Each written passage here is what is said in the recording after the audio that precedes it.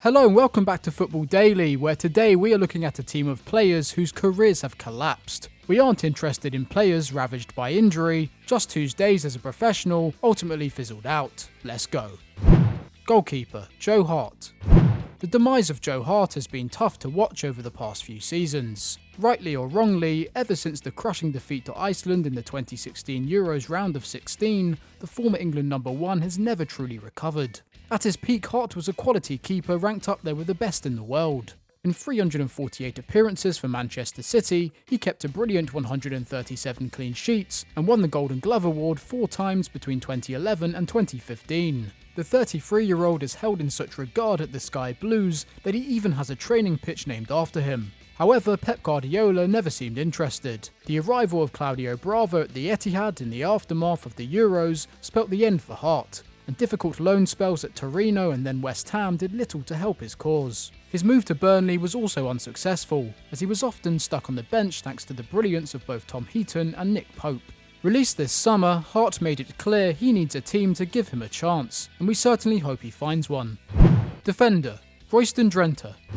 When Royston Drenthe slammed in a 40-yard screamer on his debut for Real Madrid back in 2007, for a brief moment it looked like the young Dutchman was destined for greatness. Fresh off a €14 million move from Feyenoord, the 20-year-old was expected to be the future of Los Blancos' defence, competing with Marcelo for a starting berth. But while the Brazilian has gone on to claim legendary status at the Bernabeu, that wonder strike against Sevilla was as good as it got for Drenthe. Over the next 13 years, he would bounce around a number of clubs in Spain, Russia and Turkey, wasting opportunities in England with Everton, Reading and Sheffield Wednesday, before eventually winding up in the Dutch 3rd Division where he remains today. On countless occasions, his undoubtable talent was overshadowed by disciplinary issues few managers were willing to tolerate. All things considered, there aren't many players who can boast 65 appearances for Real Madrid and an international cap.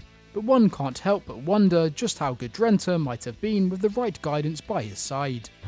Defender, Hakeem Mangala.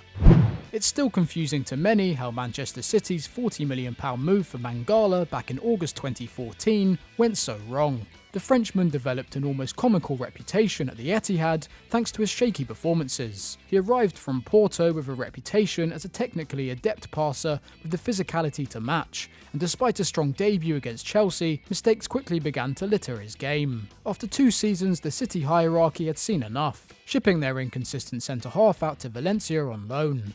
He may have played 30 times in La Liga in 16-17, but what followed was a barren 3-year spell in England that includes not a single appearance in 2018-19. Today he is back at Valencia permanently, but just 1 tackle and interception per game and under 600 minutes of football this season is nothing to write home about. At 29, Mangala is running out of chances to convince everyone that he deserves to play top-flight football. If his current spell at the Spanish side doesn't work out, the road back will be even tougher than before. Defender, Micah Richards. Micah Richards went from being one of the brightest stars in the Premier League to a casualty of the game. The 13-capped English right-back turned centre-half came through the youth ranks at Manchester City, making his debut at just 18 years old. He was a key part of the dressing room during the early years of the Abu Dhabi ownership and even picked up a Premier League winners' medal in 2012. By the time he left in the summer of 2015, he had made 245 appearances for the Sky Blues and was dubbed one of the last true survivors of the pre-takeover era. However, Richards' career started to decline during the 2012-13 season. A loan spell at Fiorentina and switched to Aston Villa during their ill-fated relegation from the Premier League did little to boost his confidence, and he would only make 69 appearances in his last 7 seasons as a pro. Admittedly, a recurring knee injury didn't do him any favours, but in reality Richards struggled to live up to his earlier hype and slowly faded away.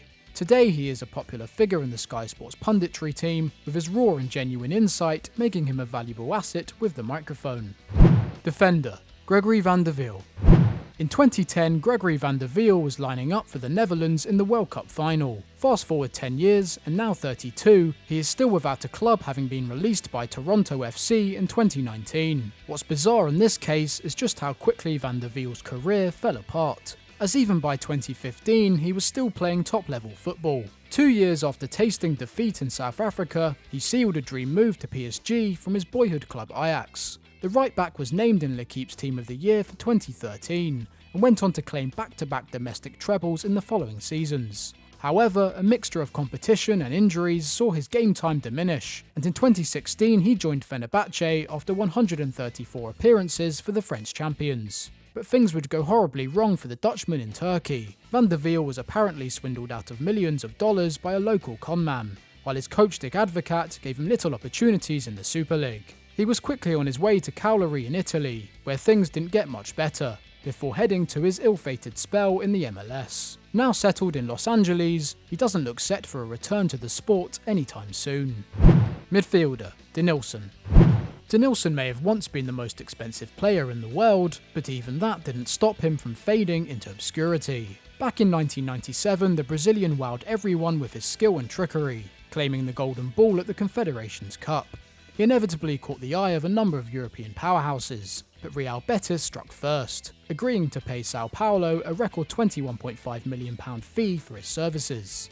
However, the 21-year-old never looked that comfortable in La Liga, and it wasn't long before opposition defenders had sussed him out. Denilson went on to spend 7 years with Los Verde Blancos, but could only ever muster up 13 goals in 186 appearances, most of which came from the bench. He left Spain to little fanfare in 2005, embarking on a nomadic career that took him from Bordeaux to the lower tiers of Greek football, with stops in Saudi Arabia, USA and even Vietnam in between. Though he did score 8 times in 61 appearances for his national team, his club career features little to be desired. Midfielder, Gaizka Mendieta. Probably one of the most notorious examples of a career that suddenly collapsed happened to Gaizka Mendieta. The Basque native was a huge part of an iconic Valencia side that reached consecutive Champions League finals at the turn of the century, with his box-to-box ability making him an all-round complete midfielder. And Lazio agreed, splashing €48 million on the 40-capped Spaniard in the summer of 2001 in an effort to replace Pavel Nedved and Veron. But despite being the 6th most expensive player of all time, things went disastrously in Rome. Just 12 months later, and following a dismal 31 appearances with 0 goals for the Eagles, he was loaned to Barcelona, where he became stuck on the bench. Fast forward 4 years, and Mendieta had surprised everyone by seeing out his career at Middlesbrough. Ironically, his first taste of silverware since his days at Valencia did come on Tyneside, thanks to winning the Carling Cup in 2004. But the big question mark of what could have been will always loom over Mendieta's head. Midfielder, Joe Cole. Joe Cole is widely considered one of the most technically gifted English footballers of his generation, and for a long time he played like it too. After switching West Ham for Chelsea in 2003, he would go on to play a huge role in the West London club's rise to prominence under Roman Abramovich. He played 281 games for the Blues, scoring 40 goals and claiming 3 Premier League titles, and even represented England at 3 major tournaments. It all changed for Cole in 2010 though, when aged 28 he was allowed to join Liverpool on a free, but things never worked out for the winger on Merseyside. Just a year later he was in France on a season-long loan at Lille, where 9 goals in 43 appearances hinted that his career wasn't done yet, and Cole has admitted it was a mistake not to stay in France longer, as a return to England bore little fruit. Just 4 years later, and Cole was down in League One playing for Coventry City, before seeing out his days at Tampa Bay Rowdies in the second tier of American football. He remains a likeable hero to all who remember him at his peak, but it will always remain a shame his career didn't finish the way it started. Forward, Boyan. It's easy to forget that at one point in time, Boyan was labelled the natural heir to Messi at the Nou Camp. But similar to a lot of youngsters unfairly tainted with that ridiculous expectation, his career never even came close to those heights. Having shattered goal-scoring records at La Masia for the Barcelona youth teams, in 2007 Boyan went on to become the Blaugrana's youngest player to feature in a league match at only 17 years old and 9 days. He even went on to score 12 goals that season, following up that impressive return by reaching double figures in the next 2 campaigns. But by 2011 it was clear he didn't have the prolific touch required for a forward at Barcelona, as he was subsequently sold to Roma for around £10 million. From then on, it's a disappointing story of trial and error for the Catalonian. He may have pulled on the famous shirts of Ajax and AC Milan, but by 2020 his career was defined by a lacklustre 4-year spell at Stoke City, and forgettable loan moves across the continent. Today Boyan is 29 and yet to reach 100 goals as a professional, but with 3 goals in 12 appearances for his current side, Montreal Impact, there is hope he can reach that feat yet. Forward, Fernando Torres.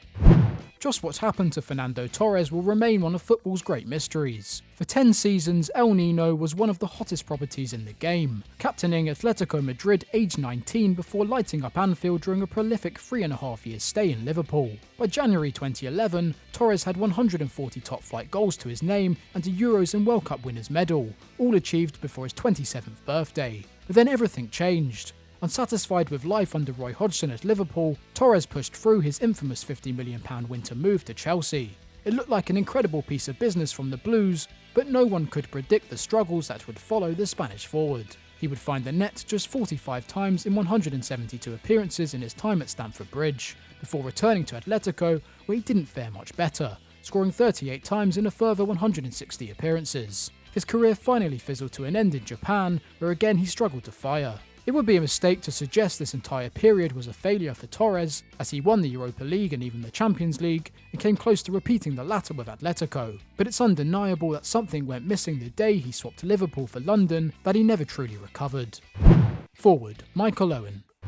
Michael Owen may have won the Ballon d'Or and provided the England national team with some of its most iconic moments since 1966, but in reality much of his career was largely disappointing. A classic boy wonder, Owen burst onto the international scene as an 18-year-old with that goal against Argentina, before earning a dream move to Real Madrid in 2004 thanks to an incredible 158 goals in almost 300 appearances for Liverpool. But that remarkable scoring rate was mainly left on Merseyside, as the following 9 years left many scratching their heads at how he once claimed football's greatest individual prize. Though his single year at Real Madrid was by no means a failure, from 2005 onwards he would only ever hit double figures once in the league for Newcastle, and largely became an ineffective substitute for Manchester United and Stoke City. To be fair to the Englishman, Owen has been brutally honest about how injury struggles destroyed his ability late in his career. And while the majority of his stats don't make for pretty reading, he remains a hero and inspiration to those who remember his glory days at Anfield. And that's all we have time for today, but who did we miss out? Let us know in the comments below. And if you enjoyed this video, please do give it a like and subscribe to the channel for more great content. Bye for now.